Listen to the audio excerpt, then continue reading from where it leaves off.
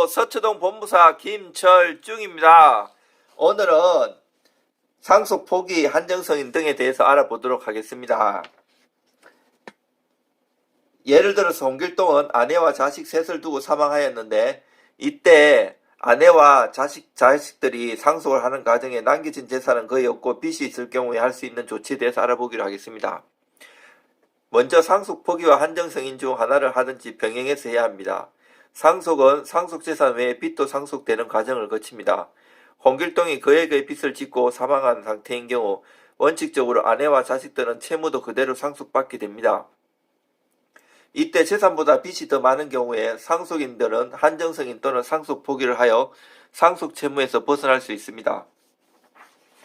앞서 채무 상속을 막기 위해 상속인은 상속 포기와 한정성인 중 하나를 선택할 수 있다고 말씀드렸는데요.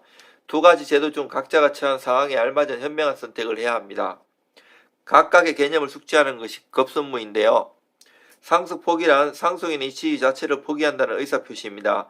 처음부터 상속인이 아닌 것처럼 비상속인의 재산과 채무를 모두 상속받지 않습니다.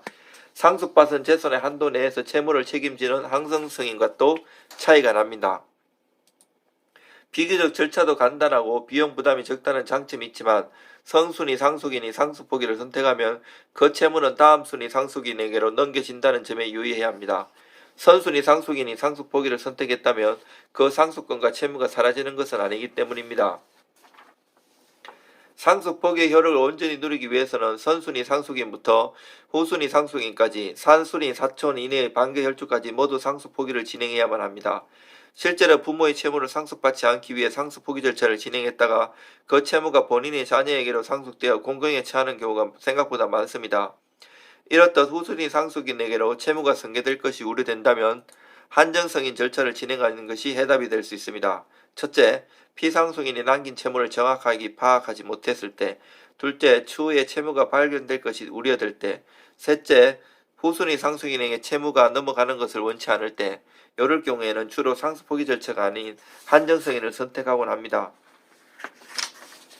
상속 포기를 선택하든 한정성인을 선택하든 상속인이 가장 유의해야 할 것은 청구 가능 기간입니다.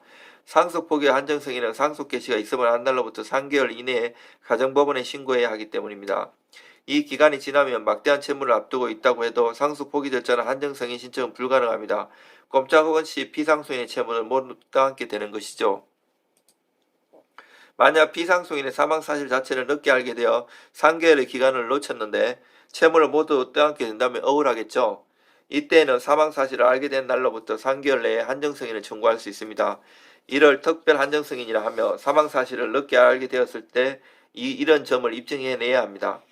최근 상속과 관련하여 가장 큰 이슈가 된 것이 바로 미성년자의 상속 포기에 대한 내용입니다.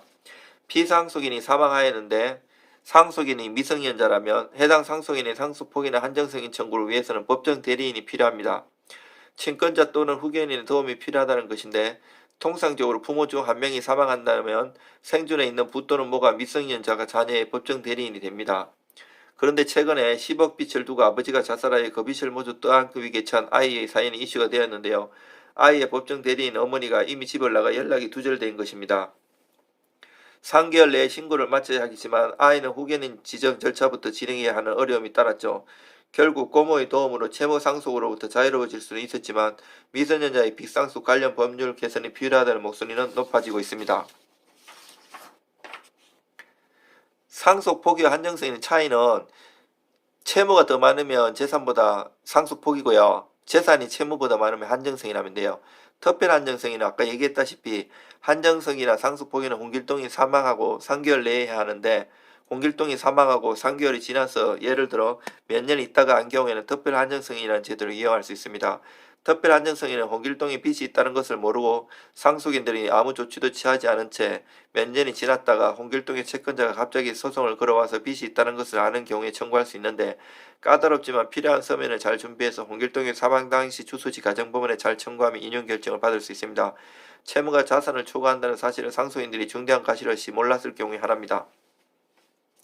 상속 순위는 1순위는 피상속인의 직계비속, 2순위는 피상속인의 직계존속, 3순위는 피상속인의 형제자매, 4순위는 피상속인의 사촌 이내의 반계혈족입니다. 상속 포기 시에 유의사항이 있는데요. 제1순위 상속인이 포기하면 2순위 이하 상속인들이 다시 망인의 채무를 승계하게 되므로 상속 포기를 통해 상속 채무를 완전히 면하기 위해서는 순위 이하를 불문하고 모든 상속인들이 상속 포기를 해야 실질적인 효과를 얻을 수 있습니다. 또 한정승인이나 상속포기는 방법과 기한이 있는데요. 한정승인이나 상속포기는 상속 개시가 있음을 안 날로부터 3개월 이내에 사망자의 주소지 가정법원에 그 사실을 신고해야 합니다. 상속포기를 하게 되면 아예 상속인이 아닌 것으로 취급되는 반면 한정승인을 하게 되면 상속받은 재산의 한도 내에서만 채무를 부담하게 됩니다. 참고로 상속덕이 현비분할 등기 알아보겠는데요. 만약 위에 의해서 홍길동은 빚을 넣고 남기진 재산으로 아파트 한 채가 있다고 가정한다면 아내와 자식 3명이 법적 상속분대로 1.5대 1대 1대 1로 법정 상속을 할 수 있고 아내에게 모두 몰아주는 상속재산 협의분할 등기를 할 수 있습니다. 저는 서초동에서 법무사만 10년 이상 했고요. 여러가지 형사, 민사 그리고 이런 신청 사건들 많이 해봤습니다. 의뢰하실 일 있으면 핸드폰으로 연락 주시면 성실성의껏 도와드리겠습니다. 이상 서초동 법무사 김철중입니다.